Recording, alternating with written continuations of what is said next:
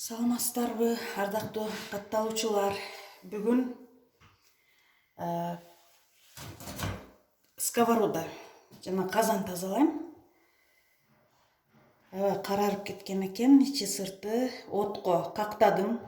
Мен дүкөндөрдө сатылган атайын каражаттарды колдонбойм. Атайын жанагы шуманиет деп ошогондорду колдонбойм, себеби алар менен жуугандан кийин тамак ичкен казан же сковорода жараксыз болот да. Ошон үчүн мен нукура жол менен, дайыма эле нукура жол менен тазалайм. Сковороданы отко коюп алдым. Газ плитасына көмкөрүп, отко 15 мүнөт, сыртынан 15 мүнөт аябай кызытып алдым. Ысык суу менен суулап алабыз. Суулап, ичин, сыртын.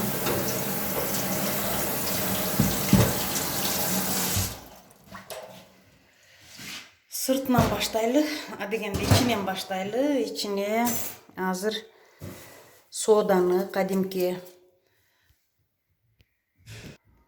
сода менен уксусту, бир чоң кашыктай содага уксусту кошуп,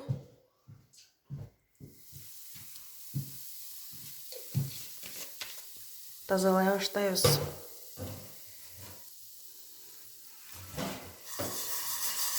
Идиш тазалаган.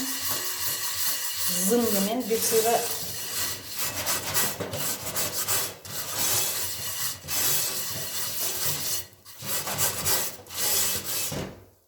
эми сыртын дагы жибитип алайлы.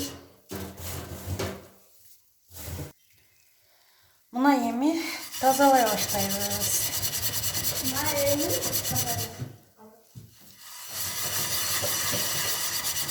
Көрүп атасыздар.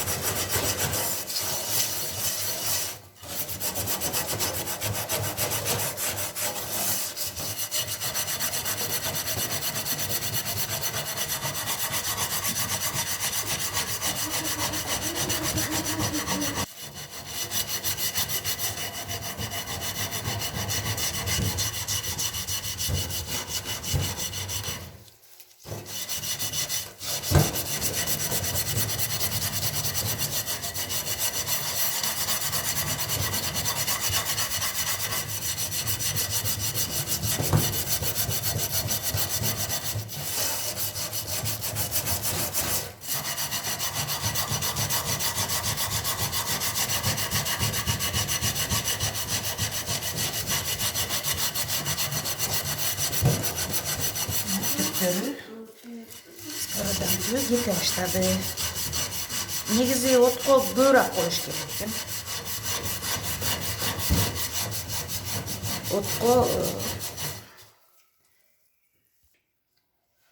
түбү дагы агарып келатат. Бул жерде бычакты дагы иштетебиз, лезвияны иштетебиз. Аябай кызытыш керек, өзү 1 сааттай. Мен эки жагын 15 мүнөттөн коюп гана кызыттым. Кызыткандан дароо алгандан кийин кырып салуу керек да. Мен ошол нерсени кечирээк кылдым. Эми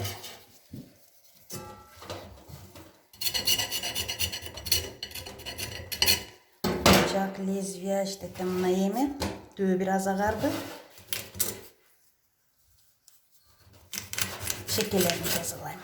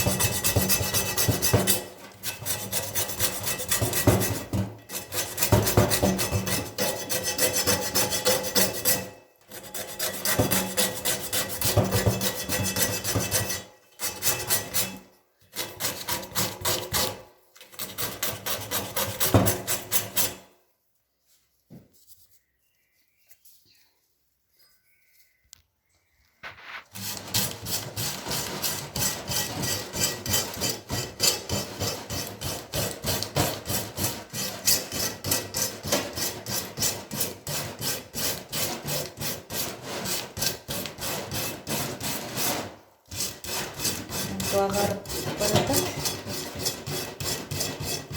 Сода менен уксусту кошуп жибитип аласыздар.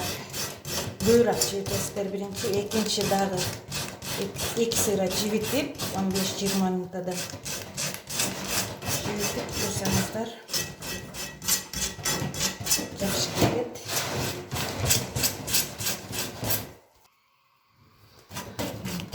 Агара баштады.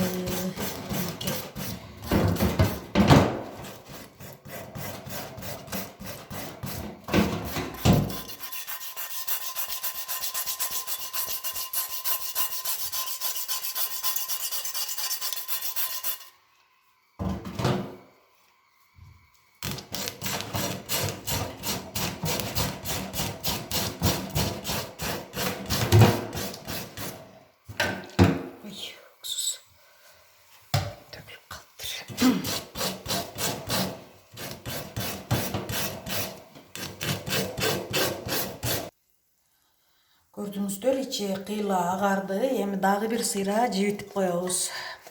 Содадан салып, уксустан кошуп,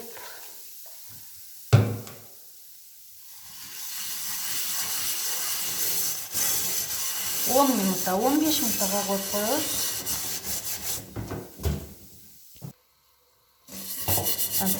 Жибитип алдык.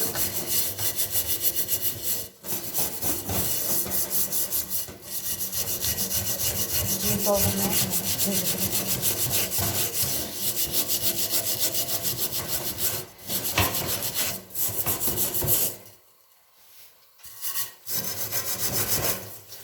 сода менен уксус анча эскирбеген сковороданы же казандын дагын тез эле агартат.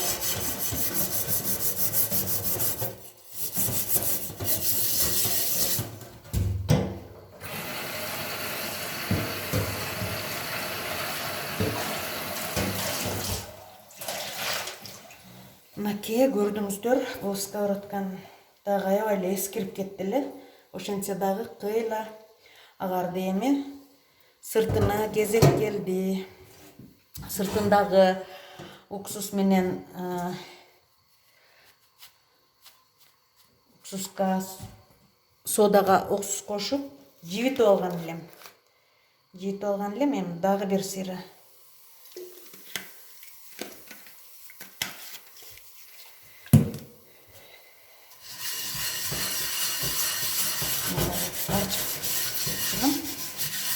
көрүп атасыздар, уксус менен сода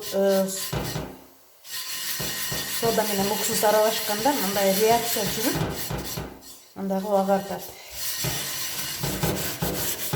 Анча эскирбеген дактарды тез эле кетирет. Эми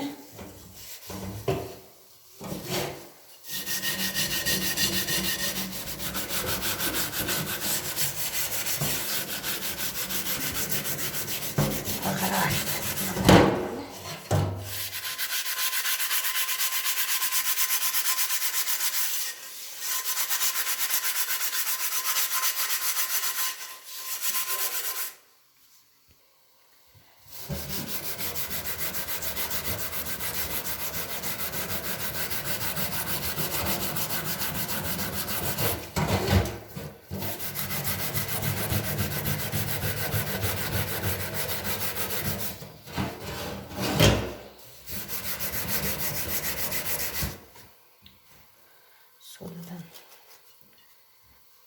biraz eksik olsun.